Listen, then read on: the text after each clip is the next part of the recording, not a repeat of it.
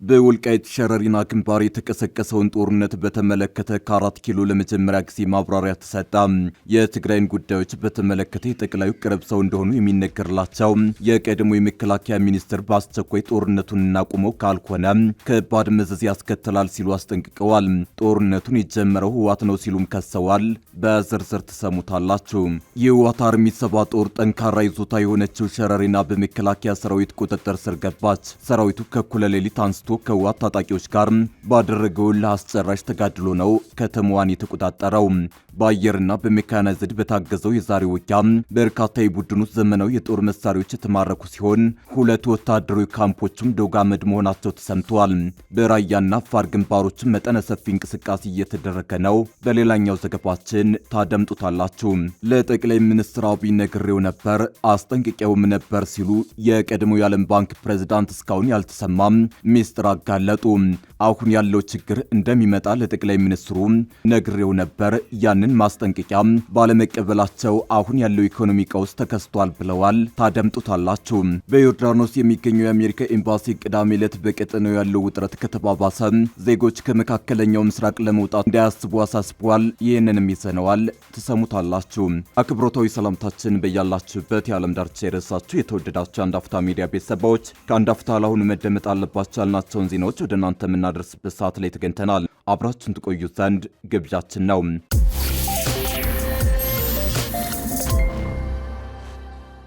በወልቃይት ሸረሪና ግንባር የተቀሰቀሰውን ጦርነት በተመለከተ ከ4 ኪሎ ለመጀመሪያ ጊዜ ማብራሪያ ተሰጠ። የትግራይን ጉዳዮች በተመለከተ የጠቅላዩ ቅርብ ሰው እንደሆኑ የሚነገርላቸው የቀድሞ የመከላከያ ሚኒስትር በአስቸኳይ ጦርነቱን እናቁመው ካልሆነ ከባድ መዘዝ ያስከትላል ሲሉ አስጠንቅቀዋል። ጦርነቱን የጀመረው ህወሓት ነው ሲሉም ከሰዋል። ትግራይን በተመለከተ የጠቅላይ ሚኒስትሩ የቅርብ ሰው እንደሆኑ የሚነገርላቸው የቀድሞው የመከላከያ ሰራዊት ሚኒስትር ዶክተር አብርሃም በላይ ዛሬ የተቀሰቀሰውን ውጊያ በተመለከተ ከ4 ኪሎ ዝምታቸውን የሰበሩ የመጀመሪያው ሚኒስትር ሆነዋል። ህወሓት ላይ ውጊያ ካልተከፈተ ሲሉ ሲማጸኑ የከረሙት እነ ጌታቸው ረዳ በአንጻሩ ዝምታን መርጠዋል። ዶክተር አብርሃም በላይ በአሰራጩት ጽሑፍ ህወሓትን ጦርነቱን ጀምሮታል ሲሉ ከሰዋል። ህወሓት በበኩሉ ጦርነቱን የጀመረው ብልጽግና ነው ሲል መክሰሱ አይዘነጋም። ህወሓት በከፈተው ጦርነት የትግራይ ወጣቶችና ታዳጊዎችን በማያውቁትና ዓላማ በሌለው ጦርነት እንደ ቅጠል እንዲረግፉ እያደረጋቸው ነው ሲሉ ዶክተር አብርሃም በላይ ወንጅለዋል። ሸረሪና ላይ የፈነዳው ጦርነት በአስቸኳይ ካልቆመና ወጣቱ በአንድነት ካላስቆመው የከፋ ውድመት ይከተላል በማለትም አስጠንቅቀዋል። ወደ ለየለት ጦርነት ከተገባ ለመመለስ ፈጽሞ እንቸግራለን ያሉት አብርሃም ሀገርህን በገዛ ፍቃድህ ለማድቀቅና የደካሞችን ለማስፈጸሚያ ለመሆን አትጠመድ ሲሉም መክረዋል። ህወሓት አስቀድሞ ለኩሶታል ያሉትን ትንኮሳ ዓላማ የሌለው ጦርነት ነው ያሉት አብርሃም በእውር ድንበር አስተሳሰብ የነገ ተስፋ በሆነው ወጣት ላይ የሞት ፍርድ እየፈረዳችሁበት ነው በማለትም የህወሓትን አመራሮች ክፉኛ ዘልፈዋል። ይቀጥሉናም ጦርነት ይብቃን፣ ፊታችንን ወደ ውይይትና ድርድርና ዙር ሲሉ ጥሪ ያቀርባሉ። በጥሪያቸው እናንተ ደመኞች፣ የትግራይ ተስፋ ደም ጠጪዎች ቆም ብላችሁ አስቡ፣ ሀገራችንን አታድሙ፣ ወጣቶችን አታሰናክሉ። አስፈላጊው ጉዳይ በሰላምና በውይይት ብቻ ነው የሚፈታው። ጥፋትን ከሚመኙ ጋር መጣመር ፈጽሞ እብደት ነው ሲሉ ህወሓትን መክረዋል። ለራሳቸው ደጋፊ ምሰሶ የሚያስፈልጋቸው አንዲት አርብ የቀረቻቸው አካላት ይደግፉናል ብሎ በታዳጊዎች ህይወት ላይ መፍረድ ሊቆም ይገባል ሲሉም አክለዋል። ትናንትም ቢሆን ከዚህ ሁሉ ጥፋት በኋላ ነው በሰላም እንወያይ የተባለው። ዛሬም ቢሆን ከጥፋት በፊት ለሰላም እጅ መዘርጋት ይሻላል ሲሉ የድርድር ጥሪ አቅርበዋል። የህወሓት አርሚ 7 ጦር ጠንካራ ይዞታ የሆነችው ሸረሪና በመከላከያ ሰራዊት ቁጥጥር ስር ገባች። ሰራዊቱ ከእኩለ ሌሊት አንስቶ ከህወሓት ታጣቂዎች ጋር ባደረገው እልህ አስጨራሽ ተጋድሎ ነው ከተማዋን የተቆጣጠረው። በአየርና በሜካናይዝድ በታገዘው የዛሬ ውጊያ በርካታ የቡድኑ ዘመናዊ የጦር መሳሪያዎች የተማረኩ ሲሆን 2 ወታደራዊ ካምፖቹም ዶግ አመድ መሆናቸው ተሰምተዋል። በራያና አፋር ግንባሮችም መጠነ ሰፊ እንቅስቃሴ እየተደረገ ነው። ዛሬ በምዕራብ ትግራይ ሸረሪና ከባድ ውጊያ ሲደረግ ውሏል። በጦርነት ቀድማ የምትሞተው እውነት ናት እንዲሉ ካሁኑ ሁለቱም ኃይሎች ጥቃቱን የጀመረው ህወሓት ነው ብልጽግና ነው በማለት እየተፈራረቹ ነው። ጦርነቱን ማን እንደጀመረው በገለልተኛ አካል ማረጋገጥ ባይቻልም በአካባቢው ከባድ ውጊያ ሲደረግ ነው የዋለው። በውጊያው በህወሓት ወታደራዊ ቡድን ላይ ከፍተኛ ኪሳራ መድረሱም ተዘግቧል። የህወሓት አርሚ 7ና 13 አርሚዎች የነበሩባት ሸረሪና በኢትዮጵያ መንግስት ሰራዊት ቁጥጥር ስር መዋሏ ተነግሯል። ሁለቱ አርሚዎች ከፍተኛ ጉዳት እንደደረሰባቸው ተነግሯል። በዚህም መሰረት በርካታ የሰራዊቱ አባላት እንዲሁም ዙ 23 ዲሽቃ፣ ብሬን እና ስናይፐርን ጨምሮ በርካታ መሳሪያዎች ተማርከዋል። የሸረሪናው ውጊያ በሌሎች ግንባሮች ሊስፋፋ እንደሚችልም ምልክቶች እየታዩ ነው። በተለይም በአፋርና ራያ ግንባሮች መጠነ ሰፊ ወታደራዊ ስምሪት እየተደረገ እንደሆነ ለማወቅ ተችሏል። በክልዋንና ጨርጨር አቅጣጫ ከትናንት ምሽት ጀምሮ በርካታ ሜካናይዝድ ኃይል ወደ ቀጠናው እንዲጠጋ የተደረገ ሲሆን የጦር ዝግጅቱ ተጠናክሮ ቀጥሏል። በአፋር መስመር ደቡብ እዝና ሰሜን ምስራቅ እዝ በጥምረት በአፋር በኩል ወደ ቀጠናው መጠጋታቸው ተዘግቧል። በወልቃይት ሸረሪና ግንባር ውጊያ መከፈቱን ተከትሎ ጦርነቱ እንዳይስፋፋ ከፍተኛ ስጋት ተፈጥሯል። ተንታኞች ይህ ግጭት በሰሜን ኢትዮጵያ ውስጥ ለረጅም ጊዜ ታይቶ የማይታወቅ እጅግ አደገኛ ወታደራዊ ውጥረት መፍጠሩን ያሳያል እያሉ ነው። ላለፉት ሳምንታት በሁለቱም ወገኖች በመንግስትና በህወሓት መካከል ይደረግ የነበረው ጠንካራና ተፋላሚነት የተሞላበት የፕሮፓጋንዳ ክስ አሁን በተግባር ወደ መሬት መውረዱን የሚያሳይ ነው። ግጭቱ በሁለቱ ወገኖች በኩል ያለውን ወታደራዊ ዝግጁነት ለመለካት የተቃራኒውን ኃይል ምላሽ ለመፈተሽና የኃይል ሚዛኑን ለማወቅ የተደረገ ሙከራ ሊሆን እንደሚችል ወታደራዊ ባለሙያዎች ገልጸዋል። በተጨማሪም ህወሓት ጥቃትን ለመከላከል በሚል ከሌሎች የታጠቁና የፖለቲካ ኃይሎች ጋር የጸረ ብልጽግና ፓርቲ ግንባር ለመፍጠር መንቀሳቀሱ የፖለቲካው ፉክክር ይበልጥ ወደ ወታደራዊ ኃይል አማራጭ እየተቀየረ መምጣቱን ያሳያል።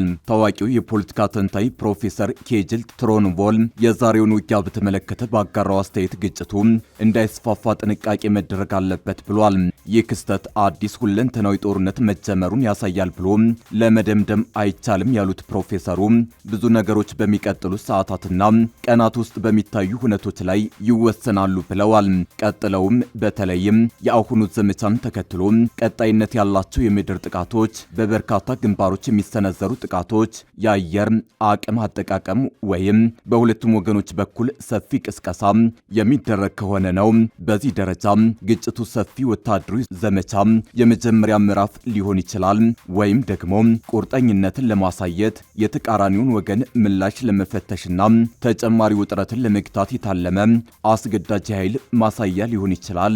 ዋናው አደጋ ግን መጀመሪያ ላይ ሁለቱም ወገኖች ወደ ሁለንተናዊ ጦርነት ለመመለስ ባያስቡ እንኳን አሁን ያለው ተለዋዋጭ ሁኔታ በሚወስዱት እርስ በርስ የሚመለሱ ወታደራዊ እርምጃዎችና በፖለቲካዊ ስህተት ምክንያት ውጥረቱ እየተባባሰ የሚሄድ እውነተኛ አደጋን መፍጠሩ ነው በማለት አስጠንቅቀዋል።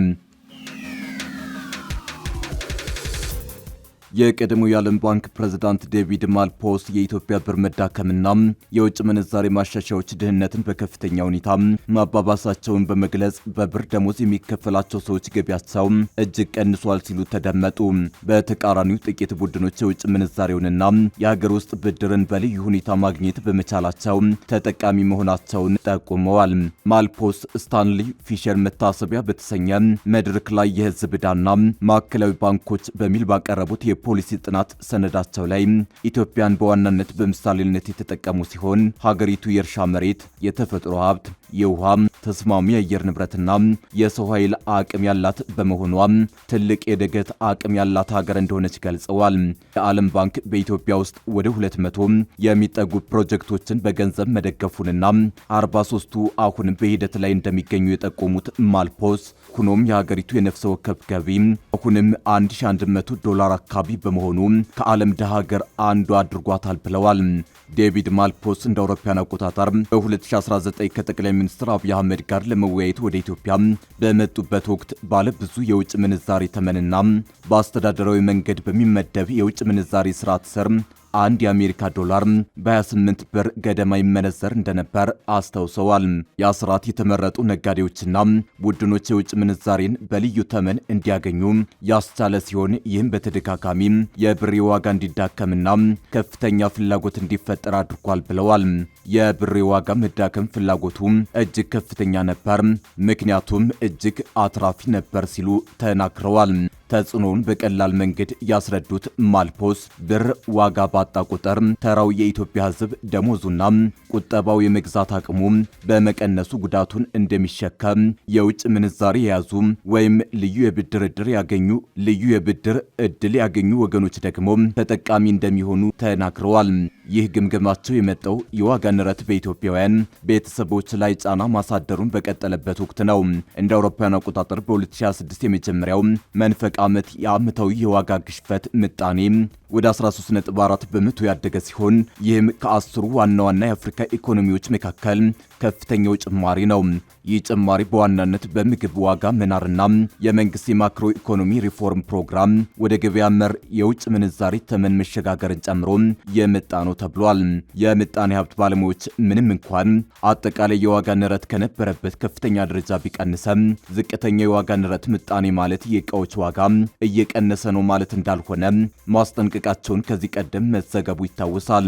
ይልቁንም ዋጋዎች ለዓመታት ከተደራረበ ከፍተኛ መነሻ ላይ መጨመራቸውን የቀጠሉ ሲሆን ይህም የመግዛት አቅምን በየጊዜው በማዳከሙ ብዙ ቤተሰቦች ፍጆታቸውን እንዲቀንሱ አስገድዷቸዋል።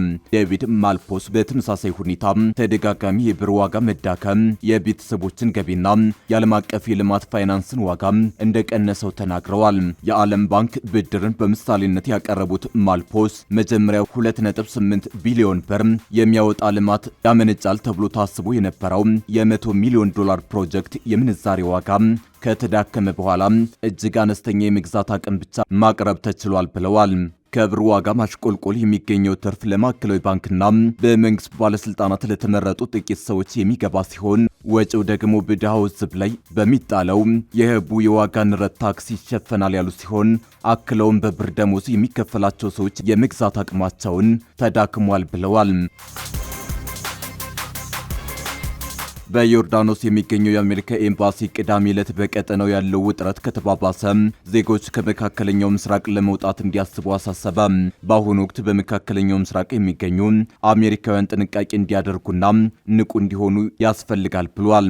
እንዲሁም የበረራ ስረዛዎች፣ ለጊዜው የአየር ክልል መዘጋትና ሊያጋጥሙ የሚችሉ የጉዞ መስተጓጉሎችን ለመጋፈጥ ዝግጁ መሆን አለባቸው ሲል ኤምባሲው በይፋዊ የኤክስ ገጹ ላይ የደህንነት ማስጠንቀቂያ አውጥቷል።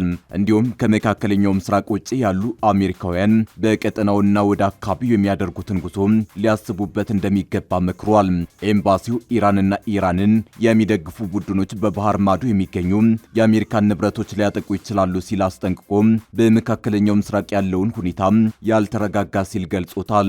በኦማን የሚገኘው የአሜሪካ ኤምባሲ ሁሉም አሜሪካውያን በዮርዳኖስ ውስጥ ወደሚገኙ የጦር ሰፈሮች ከመጓዝ እንዲቆጠቡ ያሳሰበ ሲሆን ዜጎችም የሚሰጡ ማስጠንቀቂያዎችን እንዲከታተሉና ከሀገሪቱ ባለስልጣናት የሚሰጡ መመሪያዎችን እንዲከታተሉ አሳስቧል።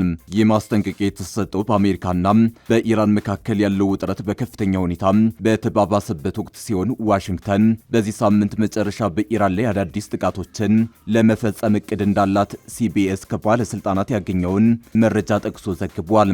ቅዳሜ ዕለት ኪዩት የመንግስት ተቋማትና የሲቪል ተሽከርካሪዎችን ኢላማ ያደረጉ የኢራን ድሮኖችን እንዳከሸፈችና አንድ የጭነት መኪና በሆርሙዝ የባህር ወሽመጥ አቅራቢያ በኦማን የባህር ዳርቻ ባልታወቀ ሚሳኤል እንደተመታ መግለጿ ይታወቃል።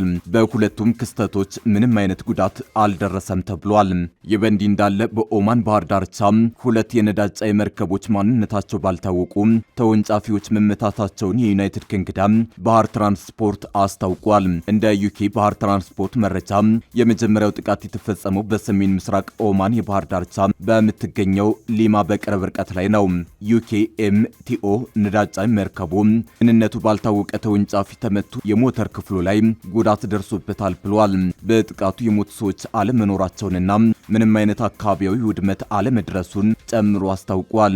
በኦማን ሰሜን ምስራቅ ድንበር ሐሳብ በሚባል ስፍራ ደግሞ 2 ጥቃት መድረሱን ድርጅቱ ጨምሮ አስታውቋል። የመርከቧ ሰራተኞች ትልቅ ፍንዳታ መስማታቸውን፣ ነገር ግን ምንም አይነት ጉዳት አለመድረሱን ተናግረዋል።